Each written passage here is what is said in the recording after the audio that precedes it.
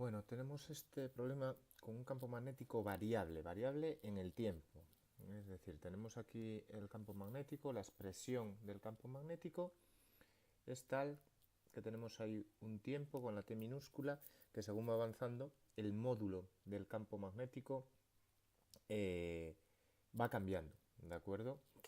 Eh, Hay que tener en cuenta que esto mete un pequeñito detalle que habría que igual que pararse a interpretar, que es que el módulo es ese, pero va a haber un momento que el coseno se haga negativo y un módulo no puede ser negativo. Entonces, ¿cómo interpretamos esto?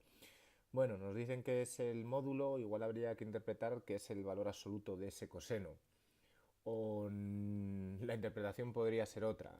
Bueno, también se puede suponer que ese módulo, esa función para el módulo, solo es válida para los tiempos en que el coseno es positivo, ¿vale? El tiempo que tarde en ir desde menos pi medios hasta pi medios. Bueno, queda un poco en el aire, pero tampoco vemos pararnos mucho a interpretar qué querían decir y bueno, es el módulo y ya está. Y eso nos facilita un poco más las cosas el pensar que es simplemente el módulo. Entonces, lo que nos interesa es que efectivamente vamos a tener entonces un campo magnético B de tal manera que atraviesa una espira y el vector que representa la superficie de esa espira, que ya sabéis que es perpendicular a la espira, tal que así, por ejemplo, este sería el vector de área que representa el vector que representa el área, perdonar, este sería el campo magnético. Bueno, y de tal manera que este ángulo que tenemos aquí nos dice que son 30 grados, ¿vale? Luego hay que acordarse que además la espira tiene 10 vueltas, no es una sola vuelta, sino 10 y una resistencia total de 100 ohmios. Bueno, nos dice que calculemos el flujo en función del tiempo. Bueno, ya sabemos que el flujo es la integral sobre la superficie definida por nuestra curva de B por diferencial de A, ¿vale? Bueno, en este caso el ángulo que forman estos dos vectores es fijo. Luego cuando hacemos esta integral, que en el fondo es B diferencial de A por el coseno de teta, este teta en este caso es fijo y son 30 grados, luego lo vamos a ir arrastrando, ¿vale? B diferencial de A coseno de 30. Y ahora bien, el campo va cambiando con el tiempo, pero para un t fijo, el valor del campo no cambia en el dominio de integración. Es decir, ¿qué tipo de integral es esta? Esta es una integral geométrica sobre la superficie definida por nuestra curva, que en este caso es la espira. En nuestro dominio de integración, que es toda esa superficie, el campo es el mismo, ¿vale? Es constante, no cambia. Luego, para esta integral, el campo sigue siendo constante, como en otros problemas. Que varía en el tiempo no tiene que ver con el dominio de integración. Esta no es una integral en el tiempo. Luego, b por el coseno de 30 es una constante que sale de la integral. Y después la integral en la superficie del diferencial de A será simplemente el área de la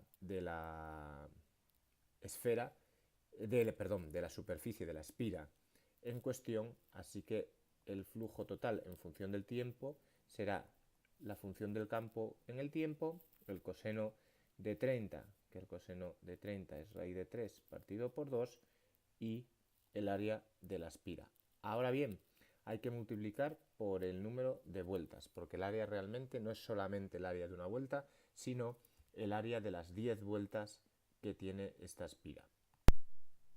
Escribiendo ahora todas las expresiones que tenemos para esto, tenemos raíz de 3 partido por 2, el área de la espira será pi r cuadrado, n y la expresión para el campo que era 2 coseno de 3 pi t menos pi cuartos. Este será en Weber, en el sistema internacional, este será el flujo magnético de la espira.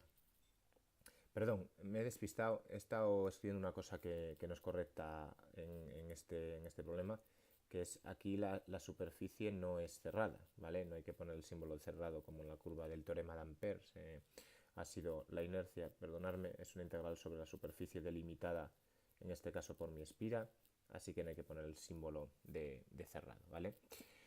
Bueno, también es cierto que la espira es redonda, no es cuadrada como he puesto yo, pero para el rozamiento es lo mismo. Entonces, raíz de 3 partido por 2, pi por 0.05 metros al cuadrado por 10 espiras por 2 por el coseno de 3 pi t menos pi cuartos.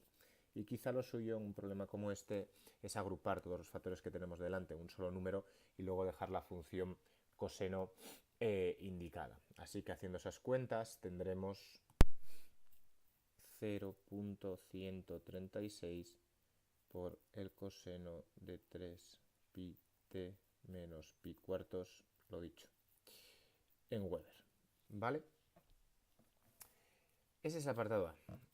El apartado B es la fuerza electromotriz y la intensidad de corriente inducidas en la bobina en el instante 2 segundos. Bueno, nos piden un tiempo determinado, pero eso tenemos que particularizarlo después de hacer las cuentas correspondientes. La fuerza electromotriz es menos la diferencial del flujo respecto del tiempo, luego será menos la diferencial respecto del tiempo de esa expresión que tengo ahí, 0.136 por el coseno de 3 pi t menos pi cuartos, ¿de acuerdo?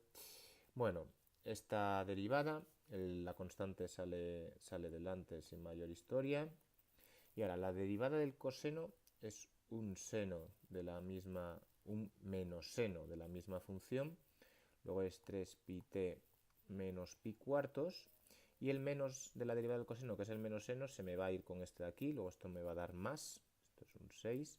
Y luego queda la derivada de lo de dentro, por la regla de la cadena. Luego la derivada de 3 pi t menos pi cuartos es 3 pi. Lo que tiene la t, lo otro es una constante, así que por 3 pi. Y esto será la fuerza electromotriz inducida en voltios. Si hacemos el mismo razonamiento que antes, multiplicando la constante por 3pi para agrupar todo en un número, obtendremos 1.282 perdón, por el seno de 3 pi t menos pi cuartos, y esto sería en voltios, que estamos en el sistema internacional. Esta sería la expresión para la fuerza electromotriz inducida.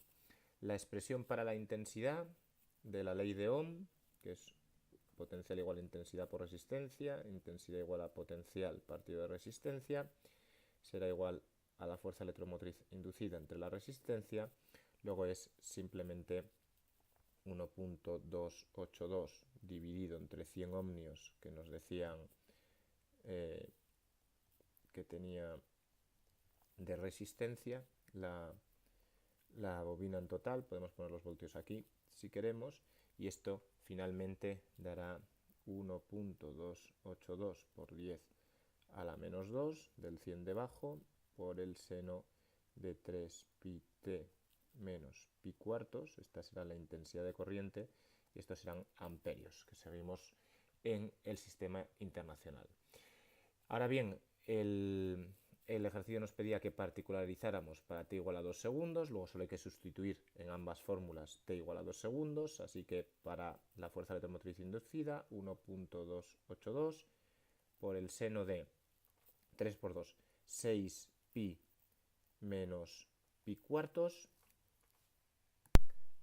Hay que darse cuenta que 6 pi son como vueltas enteras, son 3 vueltas enteras a la circunferencia, así que no cuenta para nada, así que es como el seno de menos pi cuartos. El seno de menos 45, luego es 1.282 por menos raíz de 2 partido por 2 en voltios, que esto es igual a